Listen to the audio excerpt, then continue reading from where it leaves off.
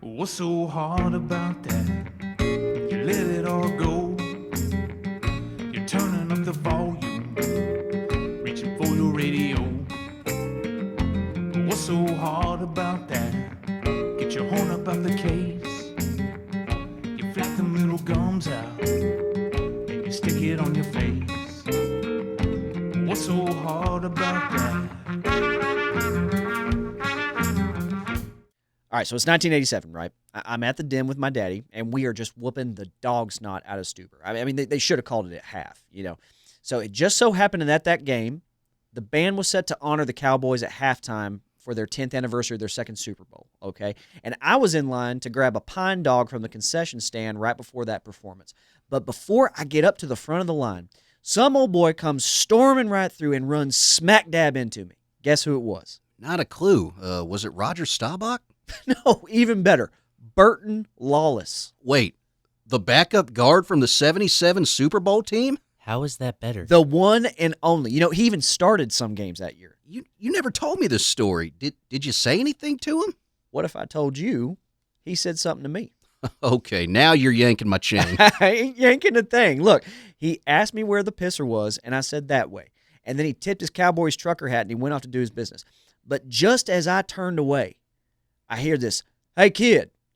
And I look back at him, and he tosses me an empty Miller Lite can and said, "Toss that way, would you?" Outstanding. I'm not sure what's more annoying, hearing you tell that story for the 50th time or hearing Paul Wayne react to it like he's never heard it for a 50th time. That was the first time I heard that story, Bruce. Honest to God. No. You're usually blackout drunk. You know, nothing wrong with a few reruns here and there, Bruce. What's got you so fired up anyways? I'll tell you what's got me so fired up. Station management is raising another stink about you and your sponsors promoting injuries yet again. We talked about this, guys. We're on a short leash since last season. The last thing I need is them up my keister bugging me about you two knuckleheads. Ain't nobody wants bugs going up anyone's keister, Bruce, all right? We're not that kind of show. Yeah, you can take that over to the Richard Gere Hour on Paultom City Public Access Channel 2. All right, everyone stop talking about things going up posteriors. This is serious business here. No more hooting about crack blocks, no more hollering about Choppin's chop block of the game, and I better not hear one more ad for Club Med Paultom's Club Med clubbing of the game, all right? Dadgummit, Bruce. I mean, there goes this week's sponsor. I hope you're happy. This is bogus, Bruce. That was a whale of an ad deal. You know, you're practically taking food off our plates now. Do you know how hard it is to get a Club Med in Paultom City? Do you? All right, look, this isn't rocket surgery here, okay? Bring back the dadgum moment of the week if it makes you feel better. I'm just saying the other segments have to stop now, or it'll be all of us on the Fred Chopin's Chop Shop chopping block, okay? All right, fine. Message heard loud and clear, Bruce. We'll chop Chopin's and I guess just lean into the dadgum moment of the week, yeah? There's plenty to talk about there anyway. Yeah, you could say that again. All right, so it's agreed then. No more talking about injuries to young men. Okay, now come on, Bruce. This is football, not croquet. People are going to get hurt. We just can't ignore that. Oh, you know what I meant, Paul Wayne. Don't be a jackass. Bruce, I'm a humble sinner, but a jackass I'm not. Football is about two things, hitting and getting hit. And we got a team that just happens to embrace both things for almost lethal effect. We got to capitalize on that. Well, do so at your own risk then. You'll get no defense from me when management comes down here and cans your asses. Is he coming back? Ah, hell, he's a boomerang. He always comes right back. Who took a dump in my personal bathroom? Called it. What's so hard about that?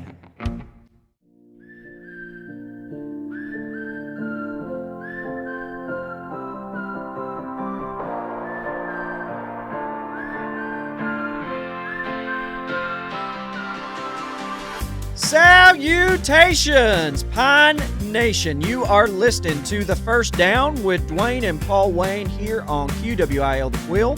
I am, of course, your host, Dwayne Applebottom, and sitting next to me right now is the Sonny to my Cher, the Mulder to my Scully, the Bonnie to my Clyde, Mr. Paul Wayne Teague. Appreciate it there, Dwayne, and a big howdy to all y'all out there in Pine Nation. You know, I wouldn't usually consider myself a Bonnie, but I gotta say, if there's ever a time that I have to go out in a blaze of glory, There's nobody I'd rather have next to me than you there, Dwayne. Well, thank you, partner. That truly might be one of the most nicest things anybody's ever said to me. And you know what the nicest thing anyone's ever said to me is? What's that? Pines win. Hot dang, that does sound nice, doesn't it? Whew. All right, for those of y'all that didn't make it out to the Den on Friday, you missed one hell of a game as our Paultom City Porcupines beat the Diedrich Gators 45-24, improving to 3-0 on the year and tying a nice purple and brown bow up on top of our non-district play before the district starts this week. That's right there, Dwayne. The Pine train kept a rolling on Friday, and the conductor was none other than Mr. Titty Biles, who accounted for 6 touchdowns and 350 yards of total offense. Call up the Ringling Brothers, Dwayne, because this kid is the greatest show on earth. And my personal favorite touchdown of the night was when he juked out 2 Gator players at the same time, en route to a 39-yard touchdown run. I just got to say, watch your back, Derrick Henry, because he's coming for your high school rushing record, bub, all right? Hell, at this pace, I wouldn't be shocked if he beat it halfway through the season. Honestly, he keeps running like this, he's going to break that record before the boat game even happens. Those Tuggers won't know what hit him come week 10. Oh, and folks, we almost forgot.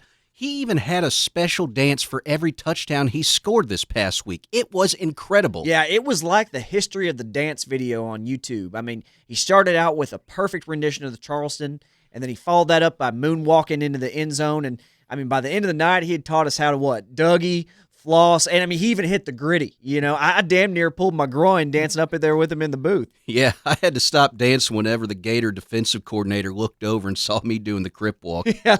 Now, last I checked, there was a no rooting rule in the press box, but hey, they haven't said nothing about dancing.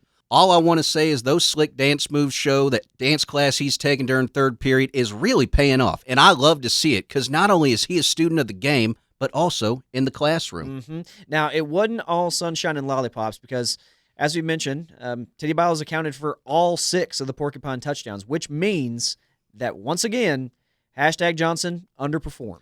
Dwayne, you know, it's one thing for a starting running back to not average 5 yards a carry in a Coach Hauser wishbone offense, but it's a completely different thing to not even cross the 100-yard mark. And when #Johnson failed to cross 100 yards on 27 carries, he not only embarrassed himself, but he embarrassed the whole Porcupine family. I'm going to give his failing to cross the century mark my dadgum moment of the week. Dadgum! Yeah, it was an embarrassment that, I mean, it's honestly only plagued a few Porcupine running backs in our entire history. I mean, I think the last one was probably Barry the Humdrum Drummond? The thought of old Humdrum alone just bores me to tears. Now, some Pine fans, or Pinhead Pine fans as I call them, were quick to blame our backup QB, Maverick Malcolm Boyd, for some poor pitches to cause # mess with his footwork. And to that I say, hogwash. Yeah, that argument holds about as much weight as a wet grocery bag with holes in it, because we all got to see Maverick Malcolm Boyd on the option pitch for 3 of Titty Biles' touchdowns. And it really was Malcolm Boyd's first extensive chance at 11-man football since he joined the team. And I got to say, outside of that one time he thought the center was eligible for a pass, he really rose to the occasion. Yeah, you know, this ain't 6-man, all right, and ain't everybody able to catch the ball in 11-man, and, you know, he'll figure that out. He's still getting his feet wet out there, you know. Old habits are hard to break, I get it, but I'm sure Malcolm will get the throw into the center thing out of his system soon enough. Yeah, so watch out, Derek Chudd. # ain't the only upperclassman who should be worried about his starting job and extra school perks. Yeah, quick message to # and Derek. Y'all might want to start producing if you expect to get that complimentary Catfish O'Holy's fish sandwich in the cafeterias on Fridays, okay, boys? You know what there, Dwayne? I'm not done. I'm going to give another dadgum moment of the week. Uh-oh. A double dadgum? Usually you reserve the double dadgum moment for the Munsfield Naturals or something like that. Yeah, I usually reserve the double dadgum moment for those big naturals, but this is too important. My double dadgum moment of the week goes to Payton Paydirt Hurst. Dadgum! Pay dirt. Oh, sounds like some moron's going for the triple dadgum moment of the week over there. You know, I'm really not sure what's going on with Payton Hurst. I really can't make heads or tails of it, and honestly, neither can he. The kid is all asses and elbows out there, you know, just flailing around wildly. And frankly, I think therein lies the problem because he's lining up forwards, he's lining up backwards. He is sashaying into quarterbacks, and he's sashaying away from linebackers. I mean, we need him to make those crucial blocks to spring old Teddy Biles loose, and he's tripping into the damn QB. And all that confusion and all-around hullabaloo led to 2 fumbles by Derek Chudd and 2 easy short touchdown drives led by the Diedrich Gator quarterback, Butte Poussey. Yeah, now the Cajun kid from Diedrich has got some real swagger about him, but he ran out of time against the Pines on Friday, you know. And Butte Poussey's family has long been a name in Texas high school ball. I mean, you never forget a good Poussey, but I got to say, this current one, well, he might go down as probably one of the most average. You know what else, Paul Wayne? Paul Wayne? Huh? Oh, I'm sorry. I was thinking about good Poussey. Yeah, well, you'll be glad to know that I even saw the band director, Crystal Slater, chew Pater out at halftime because during the band's big finale, you know, it's dotting the exclamation point whenever they spell out USA for the Sounds of Freedom halftime show, and Peyton forgot to dot the exclamation point, so it looks like the band just spelled out USAL. I mean, it's an insult to the country, folks. And look, I know this isn't the first time this has happened, and I'm all for supporting the Universidad de Salamanca's international football team, but there's a time and a place for this, and that wasn't it. Peyton Hurst was way out of line. You know, honestly, outside of calling Angela Bassett to ask how Peyton Hurst gets his groove back, I'm really at a loss of words as to what to do. Yeah, it's truly concerning stuff. Very, very concerning. We're going to keep an eye on that moving forward here, folks. But it's kind of touch and go. Lastly, we'd be remiss if we didn't mention some news that just got released on PMZ, and that is that legendary PA announcer and recent retiree Pete Taterson has fallen ill. So we all here at QWIL wish Pete a speedy recovery, and we do ask that you keep Pete and his family in your prayers. You know, when I came across that story on my timeline, it's one of those you just wish wasn't true. You know, the man's been calling games since my pappy was but a glimmer in his pappy's twig and berries. The man isn't just a Paultom institution. He's a Texas institution. Yeah, there's really nothing like whenever he'd call your name on the loudspeaker and you'd hear something like, tackle for a loss on the play by Applebottom, or holding on Wayne Teague. Yeah, or who could forget when he yelled, touchdown Teague, when the coach let me play tight end on senior day, or when we heard him say, touchdown Tomlinson dragged into the end zone by Applebottom. Or when he was the announcer at my high school quiz bowl meet. Can you not just interrupt us for one freaking second? Yeah, can't you just let us eulogize our fallen friend? Well, hey, I don't think he's quite dead yet, although I do know that he fell pretty hard at the Catfish O'Holies last week. Look, the point is, the Pines won, but we got problems, plain and simple. Now, I know Pete is ailing, but I can't think of anything he'd like more than hearing our Opine line. I like to think our voices might have a calming effect on the old warhorse. You know what? You're right. I can't think of anything else that Pete would like to hear more either, especially if he's on his potential deathbed, you know? So let's get one more segment of the Opine line fired up. So y'all stick around, folks. We'll be right back with it on QWIL the Quill.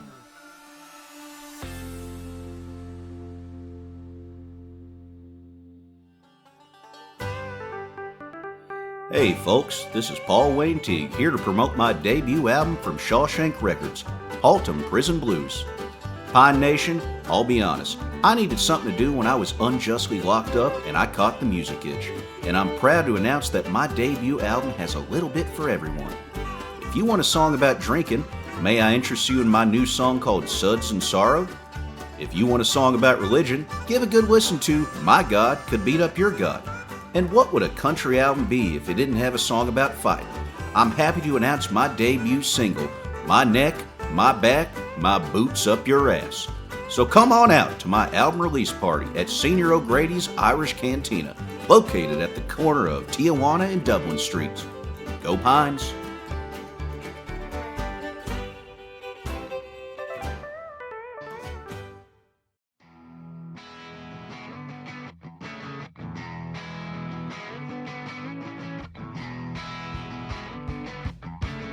Welcome back, folks. You are listening to The First Down with Dwayne and Paul Wayne. And it is now time for the Opine line, which is going to be held in memory of our dear friend and near-death town elder, Pete Taterson. This one's for you, Pete. Don't go run into that light just yet, okay? So y'all fire up those phones, and let's hear what the smartest and brightest minds in Paultom City have to offer. That's mighty generous there, Dwayne. Yeah, call me John Lennon, because I'd like to imagine. All right, let's get to it. Who's our first caller there, Bree? It's Brett, and it looks like our first caller is Shane from Boat. Oh, Christ. Okay, well, looks like we have already tarnished Pete's memory right from the start. That's cool. So, Shane the Shame Pear Top from Boat. What's your opine? That's Shane the Shale Pear Top to you, Apple Bottom. Everybody knows I was hard as a rock when you tried to tackle me. Ain't nobody want to think about you hard as a rock, Pear Top. And by the way, shale ain't crap. Any idiot worth his salt knows that shale easily falls apart when contacted with mud or clay. That's just basic oil field knowledge there, big dude. I wouldn't expect you tall city folk over there in Boat to know that, but hey, surprise. Now, if I ain't mistaken, you're pretty well acquainted with falling apart too, ain't you, Shane? Isn't that what happened to y'all in the 98 quarterfinals against Lowland Park?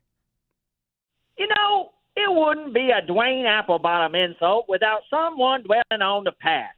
And after this last season's embarrassment against my Tuggers, you remind me of a porcupine without any quills, a completely pointless, bare-assed rat. Pear Top, do you got a point to all this? Because normally I'm the only one who can insult Dwayne on our show. Yeah, I got a point. I just want to genuinely thank you two. Thank us. Yes, you deserve all the thanks in the world, Applebottom. You really do. Because you two gave us such a gift by letting Coach Strong go. Now, I don't have to worry about y'all making it out of district ever again. Y'all ain't going to get past Stuber or us for another 20 years. Oh, get poached, Pear Top. Brett, cut that, loser. All right, let it be known this team was no good with Coach Strong. And he doesn't have near the resources at Stuber like he had here, all right? I mean, their facilities are just trash, literally. They practice next to the city dump. I mean, it's trash. Coach Strong's a good coach, folks, all right? But he ain't that good, you know what I'm saying? So get bent, Pear Top. We're coming for y'all this year. You watch. All right, let's get to our next caller. Next caller is Waylon from Lukenbach. Okay, Waylon from Lukenbach. What's your opine?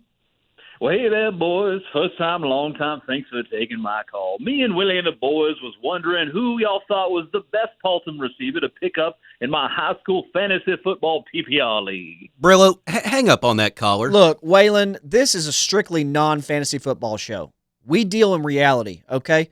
So if you got a question for your little Dungeons and Dragons football game, why don't you save it for QWIL's nighttime programming, all right? You can go listen to Dandelion with Bob Dandy and Cecil Lyon because we ain't fantasy experts. We ain't Matthew Berry, all right? The only football we like is live and in color. Yeah, the only Matt Berry I like plays a vampire and titillates me with laughter every week on FX. Look, folks, you want to talk about real gambling and not some simulation like you're the GM in Madden? Then we'll talk. You want to talk about how our next opponent, the Dieter River Elk, are 7-3 in their last 10 district openers? Or about how this officiating crew we got has been throwing more flags than our color guard? That's great. Let's talk about the pressing stuff, okay? The pressing issues. Let's talk about that. We ain't got time to talk about no DraftKings, okay? You can save that for the nightly DraftKings at 9 with the Draft Queens, Brenda and Deborah Douglas. Do you know if Deborah's single? You know, last I checked, thrice divorced, actually. Tell you what, 3-1 odds if you get with her by homecoming. As a religious man, I can't take those odds. But as a Catholic, I'll take it. I'll get in on that action. All right. Y'all come see me after the show. Hey, cover your ears, Jimmy Needlers. All right, nothing going on here. Okay. Who's next on the line? Looks like we have Edward from Diedrich. Okay, Edward from Diedrich. What's your opine? Oh, good evening, gentlemen. I am Edward E. Poussey of the Poussey family, Poussey and Poussey Law Firm. And as I sit here listening to you coons, I can't help but notice you talking about my boy Butte Poussey. Ugh. Dwayne, you know how we said you never forget a good Poussey? Yep. Yeah, well, you never forget a bad one either. This guy sucks. Mr. Teague, I'm sure you're familiar, but please know that anything you say can and will be held against you under the court of law. I do declare. Watch your mouth about me and my family, especially my son Butte. My boy is well above being an average Poussey. He's got offers out from Tulane, Louisiana Lafayette, and McNeese State. Don't think I won't take you to court for libel and slander, sir. My boy is the real deal. Oh, we're real scared over here, Paul Wayne, ain't we? Yeah, I'm shaking in my letter jacket over here, guy. Me and Judge Creeker are real close now. You know, he leads a mentorship program for recently released high school football broadcasters. And if there's anything I've learned from that, he trusts you Cajuns from Jefferson County less than he does those fellas from Boat. And that's saying something. Yeah, good luck getting through the W.H. Nelson County judicial system, pal. It's called immunity. Look it up, loser. You two champignons got a lot of damn nerve running your mouth at a poussey. Most know that if you disrespect the poussey, you end up with my size 7 gators in your hind end. You haven't heard the last of me. Believe that. Did he say size 7? Yeah, I think he did. It's not often we get someone hanging up on us. Can't say it's a great feeling. Yeah, what a dillweed. You know, leave it to Diedrich to send their legal dogs after us. He's probably only educated in cases of real obscure Southern law, though, you know. Cases like men getting injured sauntering through the summer garden or burning one's tongue on a plate of too hot etouffee. Yeah, I'm going to go out on a limb and say old Pete Taterson might have gotten a little kick out of that. So, Pete, that Cajun hating was for you, sir. I think that should do it for the Opine line today, folks. When we come back, we're going to be talking to Craig Pepper for his thoughts on the Pines going into district play. So stick around, folks. We'll be right back.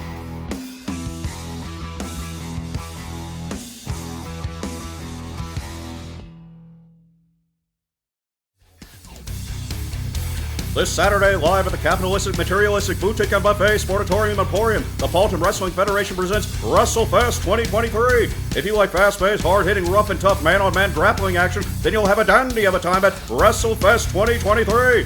Come out and see Isaac the Insomniac take on narcoleptic Nick Box. Come see Greaseball Gary Sanderson take on Brad Gack and the Gack Attack in the Terry Funk Hardcore Memorial Invitational. Come see Jeremy Irons Jr. battle Mustafa Jones in a loser-leave town match. And in our main event, come see Angel Garcia take on El Diablo Garcia as they fight for the services of debutante Debbie Dallas in a stripper on a pole match. All that, autograph signings and more at WrestleFest 2023. Doors open at 6 p.m. this Saturday at the Capitalistic Materialistic Boutique and Buffet Sportatorium Emporium. Be there or be square.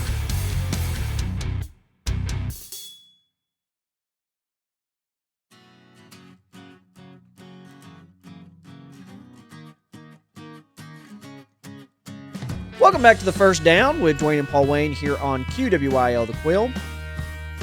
Folks, I'd say that you're in for a treat with our next guest, but that'd be a bold-faced lie. Unfortunately, our supposed trustworthy producer, Bruce, is forcing us to interview this next guest. Way to look out for your talent's best interest, Bruce. Let's just get this over with. Yeah. On our line now is a 2-time Lone Star Emmy Award winner. And he only has that because they won't let our beautiful mugs on TV. And because of that one incident back in 2007 against Arling during the quarterfinals. Yeah, honestly, less said about that, the better.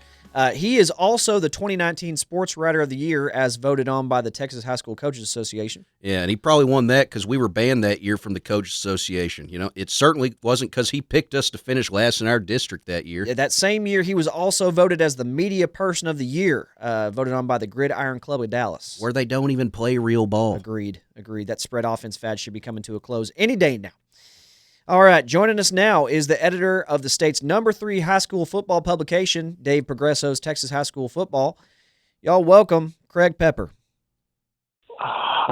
Boys, thanks for having me on, fellas. It's nice to hear from a couple of guys who never made a name for themselves outside their hometown and still hold a grudge for something that happened in the last century. So it's always good to talk with you boys. Yeah. Yeah, and it's nice to hear from someone who still can't admit he was wrong when he picked us to lose state back in 95. Okay, look, I said it time and time again. I don't know how many times you have to hear it. I apologize to the good people of Paultom City.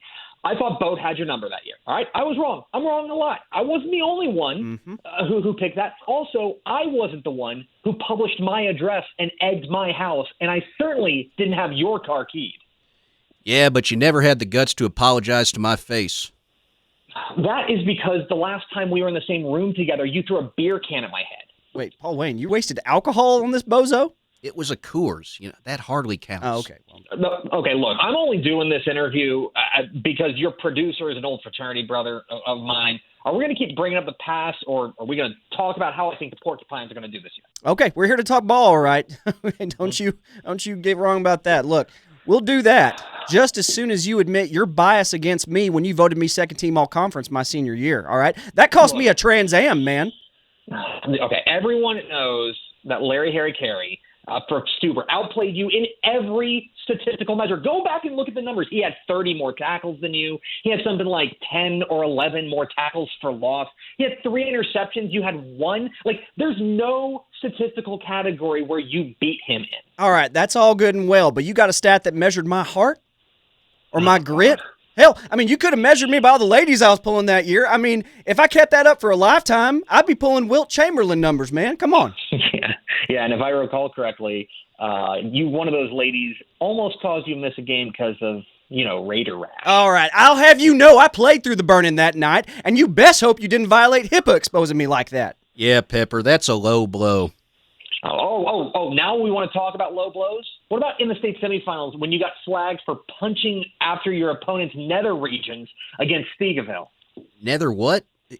I have no clue what you're talking about. I've never been to the Netherlands, and either way, I'm not here to talk about the past. You got anything nice to say about our Pines and District this year? Well, okay, I'd like to say that Titty Biles is the best running back prospect I've seen in this state since, maybe Adrian Peterson, but that's also putting a lot of eggs in the freshman's basket, and I'm not in the business of doing that. Mm-hmm. I will say, front 7 of the defense, stout as again, it's very strong, really impressed by the front 7. The secondary, guys like Alan Bosley, Aiden McMurray on the right side, you best be praying for a dialysis machine because they are non-functional, probably the worst, only behind Cougarville. You never hold back, Craig. I kind of respect that about you. I figure a couple of bounces here or there, Paultom City, maybe third place in the district behind Stuber and Boat. And with any luck, maybe Dwayne's ex-wife will marry one of Boat's coordinators in the offseason. Anyway, this is a complete and total waste of my time. Never call me again. Lose my number. Good luck, boys. The Pines. And with that, we bid Fair Pepper adieu to hell, and then we start to look forward to the bright lights of Friday night, where your Porcupines will take on Dieter in the district opener. Now, Paul Wayne, this ought to be a pretty good one because Dieter's had a lot of turnover this year. I mean, they're a young squad, and they're sitting at 1-2 going into Friday. I have high hopes that we'll take care of business there, Dwayne. Even with all the miscues we saw this past week, we ought to cruise over the River Elk. Hell, just put Titty Biles out there by himself. We don't even need the full team. that may be a tad hard. I mean, he'll at least need someone to snap to him, won't he? Fine. Put a pair of titties out there. All right, there it is. Kickoff will be at 7:30 at the Elk Lodge Memorial Stadium in Dieter. Tune in to QWIL for live coverage starting at 6:30, where Paul Wayne and I will be covering the annual backstrap eating contest that the Dieter Fraternal Order of Elks are putting on. So that ought to be a pretty good time for the game, partner. Y'all be sure to catch that too. That'll be a lot of fun. Oh, and one thing before we go, folks. Saturday is the Paultom City Parrot Heads annual pontoon regatta at W.H. Nelson Reservoir. And this year's event will be held in memory of the legend himself, Jimmy Buffett. The Parrot Heads will be handing out black coconut bras and grass skirts to all who would like to join in the morning procession around the reservoir. That's right. And word is the boat chapter of the Parrot Heads will be joining them to honor the old pirate's memory this year. I mean, you just love to see that. This is almost like the Crips and the Bloods coming together, folks. I mean, sometimes the cause is just bigger than the differences between us. Yeah, you know how the Bloods and the Crips tied their bandanas together to show unity after the Watts riots? I do. Yeah, it was an iconic moment. Yeah, well, I heard the 2 Parrot Head groups are going to pour their boat drinks into a blender and blend them together to bury the hatchet. It's going to be beautiful, folks. Y'all be sure to make it out to witness it. Leave it to Jimmy Buffett to bring us all together, Yeah, it may be a momentary truce until we play him, but it's a truce, folks, nonetheless. That counts for something. So let's make the most of it, Anyway, Paul Wayne and I are going to go taste test some of those boat drinks, and let's go twist off a little bit, buddy. Anyway, thanks for listening. I'm Dwayne. I'm Paul Wayne. Go Pines.